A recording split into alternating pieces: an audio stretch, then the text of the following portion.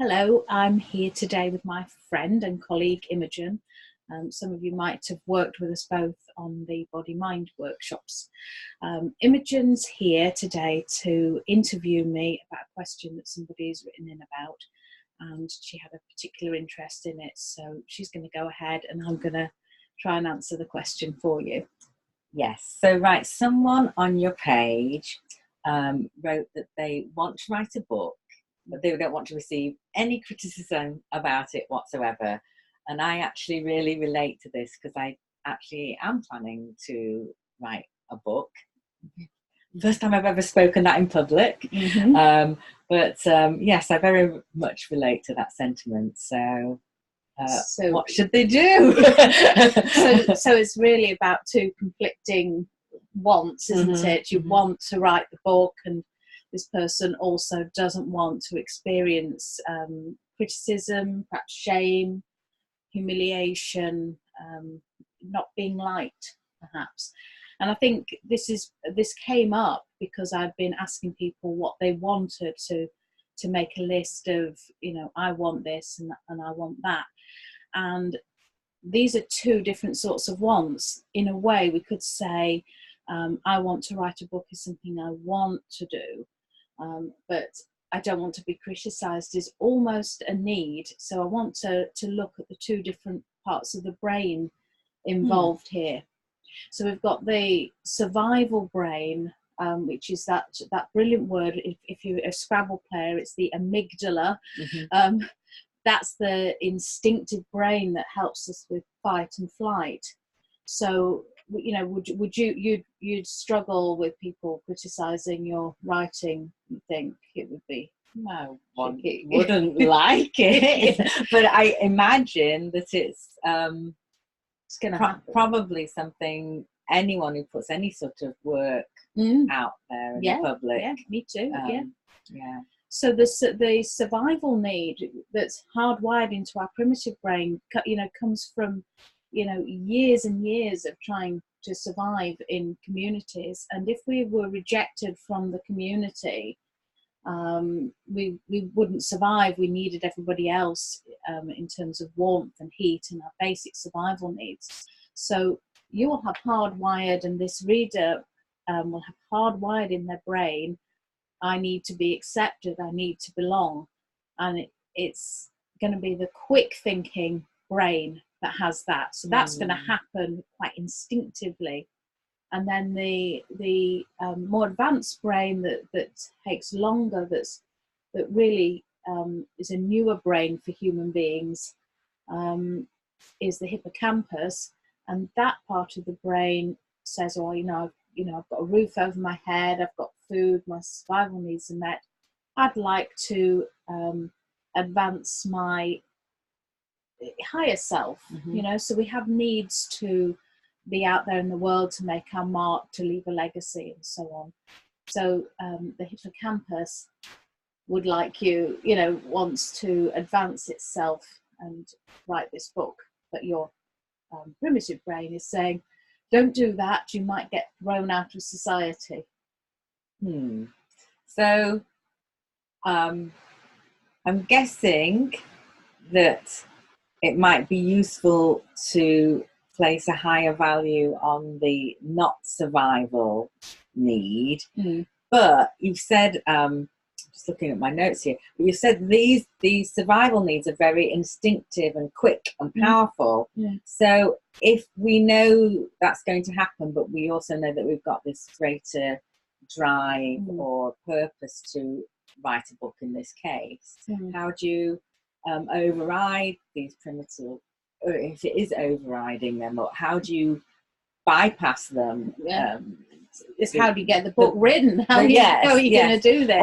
Or maybe it's written, but how do you actually put it out there in the public? Well, I think part of it is what we're doing now, which is that the person can start to separate out their wants and their needs, and this awareness and understanding of, it's a survival need. And then we can talk to ourselves, so we can say, well, do you know what, if we're in such a big world now, in you know, your primitive community, you might have been in about 30 people and you needed to belong. But now, you know, if your community rejects you, the world's big, you can go elsewhere. So you can start to talk to yourself about, you know, well, would it be the end of the world if some people thought, you know, that's a load of rubbish, and you know, and you had to find your own community and your own support, and so you can talk to the parts of you that are anxious about being rejected and so on, and say, you know, I'm taking care of you, I've got this. But I agree that in some ways it's a matter of feel the fear and do it anyway. But it doesn't. You don't need to be harsh about that. You can have some deeper awareness and compassion about what needs you might need to meet. So the way you're talking about listening to your own thoughts and talking to yourself, is that idea you put out there about being the captain of your own ship? Or how does that? Is that what you mean by that? I think that's a really good metaphor, a really good way of looking at that. That's the idea that that we are like a ship with a captain who perhaps has a higher purpose. I don't always like that term higher, but a deeper soul need. And a sort of a rabble of a crew who,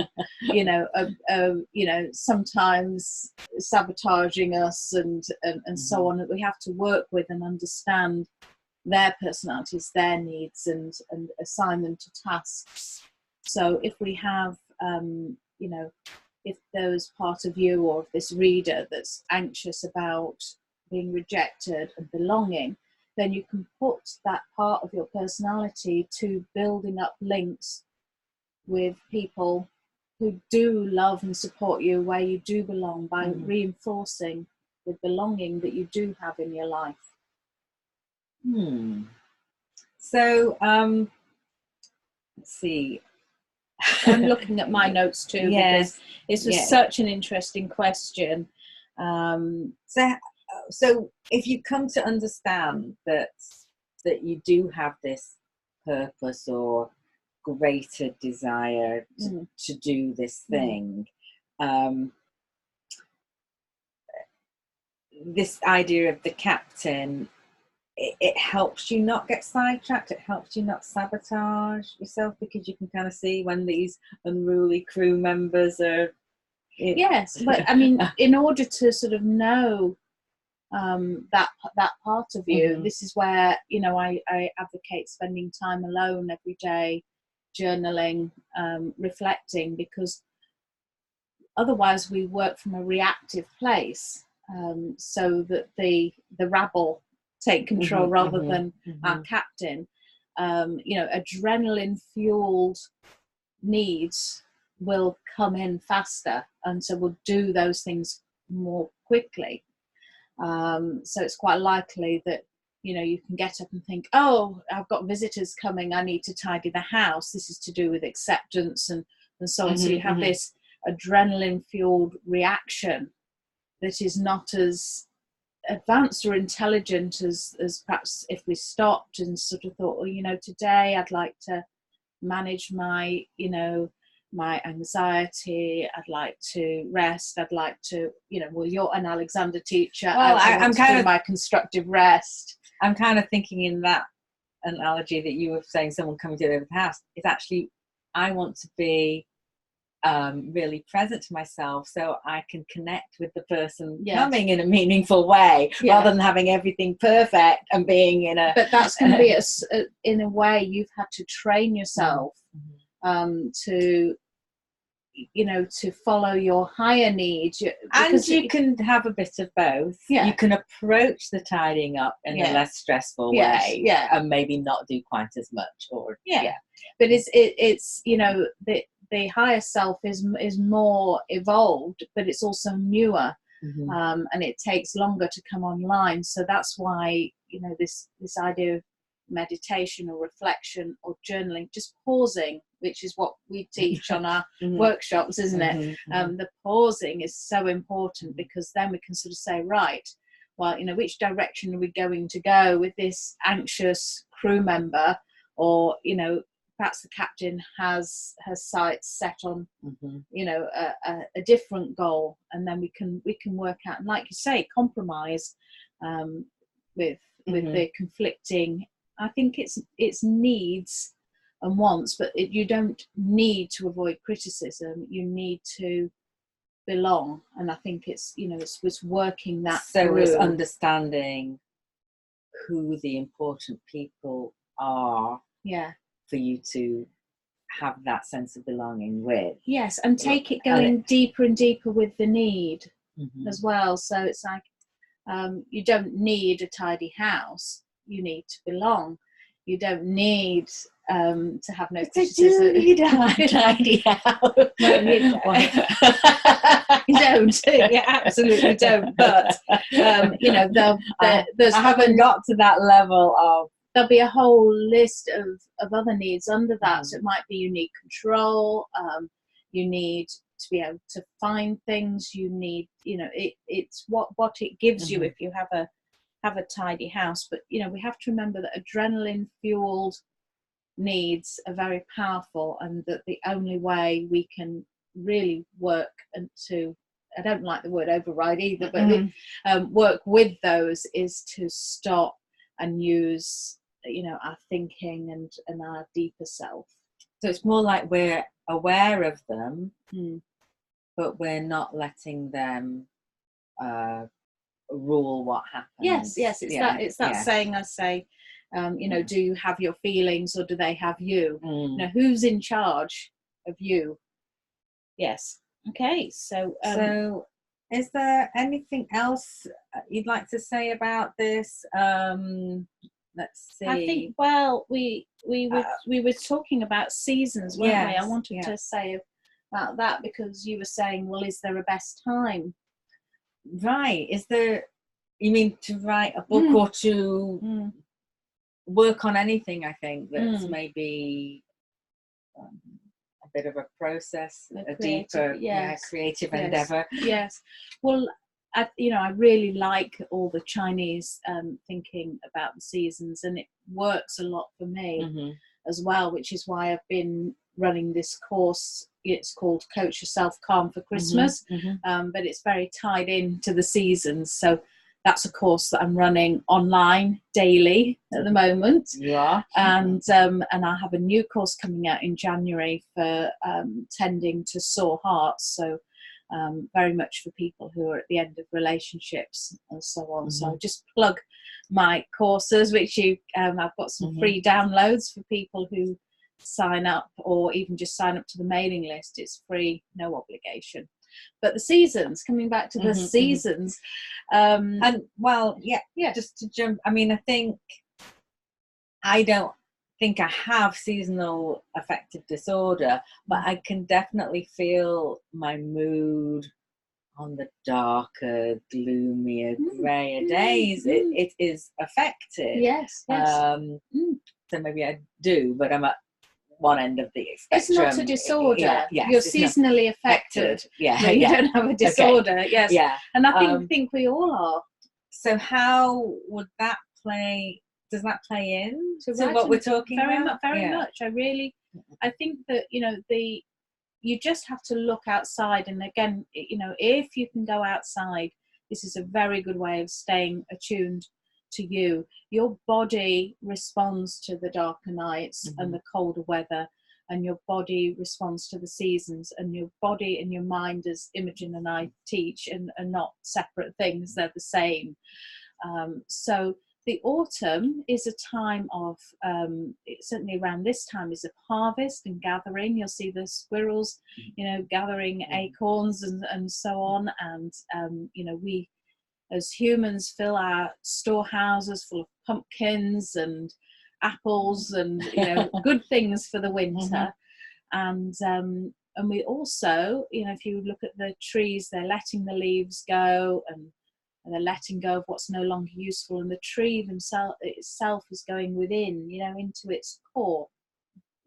So this is a really good time, if you or someone else is writing a book, to be gathering all your resources together, to doing your research, to, you know, compiling files, looking at structure, you know, seeing it like a warehouse situation, you know, a storehouse of goodness, and getting some order. You might want to do some stock taking.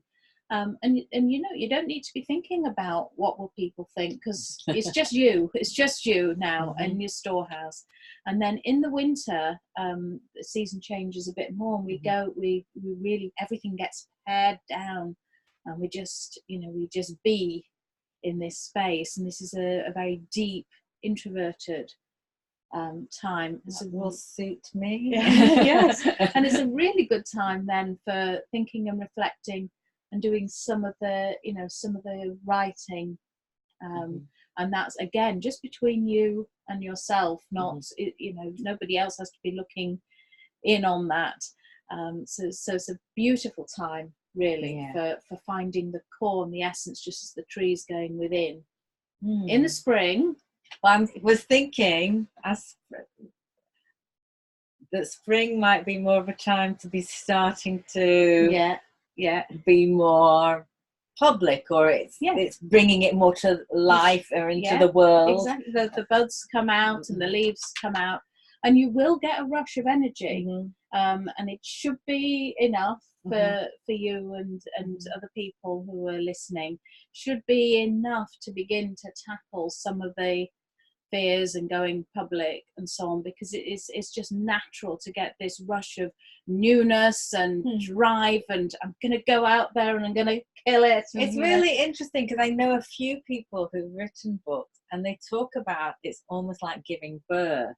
So spring, yes, and this where you're moving, this incubation time. So, you know, you gather it into your, you know, nest, and then you incubate it. So yes, you could be sitting on eggs. I'm mixing all my metaphors up here, but so when the eggs are hatching in the spring, that's a good time to be working on other people seeing your work. But for now, I wouldn't worry about it. Just be tender and compassionate about, you know, you're not stupid or wrong for being anxious. But let's look at what, you know, what's the need underneath that. And I think, you know, that's a lot of what my courses are about, and what people can do in one-to-one sessions with me is this, you know, okay, so this feeling has arisen. It's not wrong. Your feelings are never, ever, ever wrong, but they might not be what you think they are. So it's actually going deeper. I found that really enlightening, really.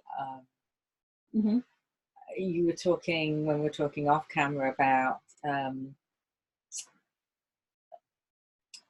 it's behaviour that might come from a feeling that could possibly be wrong, might not be either, but we kind of going to confuse the behaviour with the feeling. It's not wrong to feel angry. That's an indication, you know, that something's not okay for you. Maybe someone's infringing a boundary, or has been aggressive or harmful towards you, or whatever. But it is wrong to throw a brick through the window, and you know, we can distinguish between the feeling and the behaviour, and we can just have the feelings. So actually, this I hate to jump in with the tiny little Alexander technique thing, but that seems like the perfect place if you can recognise that you have the feeling. So that's what I'm learning more from you. But then you can pause. That's very Alexander. It's also in your work too. But it gives you a moment to then have these choices. How do I, instead of just reacting on that, I guess more that survival instinct, that you've got a little bit of choice on how you respond and choose to. Absolutely. Because you're anxious about other people criticising your work, it doesn't mean you have to believe that the feeling is because of the adrenaline, is the world will end if someone I like doesn't like my book, but it won't. And so yes, you need the pause to be able to allow the more advanced brain the more higher reasoning or whatever. Yes, and that's slower. It takes time. So we have to give ourselves time. But I think even in the beginning of the process, it's useful because I could decide that without understanding what the different wants or needs are, that my need not to be criticised, for instance, was greater than my desire to write the book, and then just not even do any of the things that are actually important to me. Yes. I mean, yes, you can, and you in that sense, your feelings have you, they control you. Your life is smaller, and your experience and expression of yourself is smaller because you just react rather than pause and choose. And there's an exercise I like that you do on our workshops around that, the choice about reacting. So you have us lying down, don't you? How does that one go?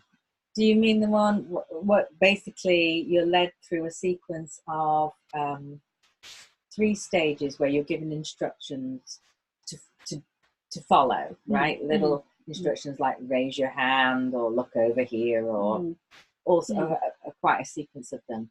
But there's 3 stages of this, and in the first stage you're given all the instructions, you're being told what to do, but you've also been told that no, you're going to pause and not do any of those things. So it's a bit weird. You're being told to do them, but the bigger instruction is to not do what you're told. And then in the second set you get the choice, you can do it or not, and then it goes further on. But is that pleasing? It's like we're trained, I think women in particular, we're trained, if you're told to sit up straight, you sit up straight. If you're told to smile, you smile. And then but the higher instruction is to pause, and that brings on the wider thinking. So it's a very interesting exploration, and I've had people find it almost excruciating not to be able to do what they're told to do, and then when it gets to the second level, they don't do any of what they're told to do, because the instruction is that you've got a choice about what you do.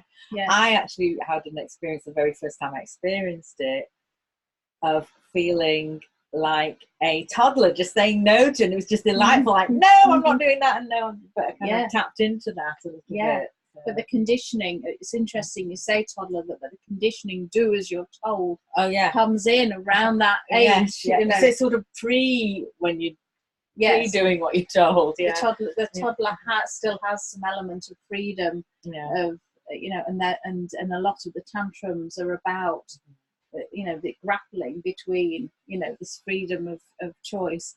And interestingly, the toddler will have a tantrum about it, but we tend to implode. Hold it all. Our creative urges. Well, I think we've got so much more to talk about, but we will be leaving it there. But I do want to say Imogen and I are going to be back running one of our workshops, we think in February or March, around then. And it's going to be called The Emotional Body. And that is actually going to be for practitioners, isn't it? It'll be for Alexander teachers and counsellors and therapists. So for people who work more with emotions, it will be about connecting with their bodies and their bodily expression, and the other way around. So the Alexander teachers will be able to do some more work around emotions. So you'll be seeing our advertising and marketing for our workshops. So that'll be here in the UK. Yes, that'll be in the UK. But of course, we will tour it when it's a sellout success and nobody has criticised us. Well, exactly. Okay, it was lovely to answer that question, and we've got a few more that we'll do over the weeks. Okay, bye. Bye.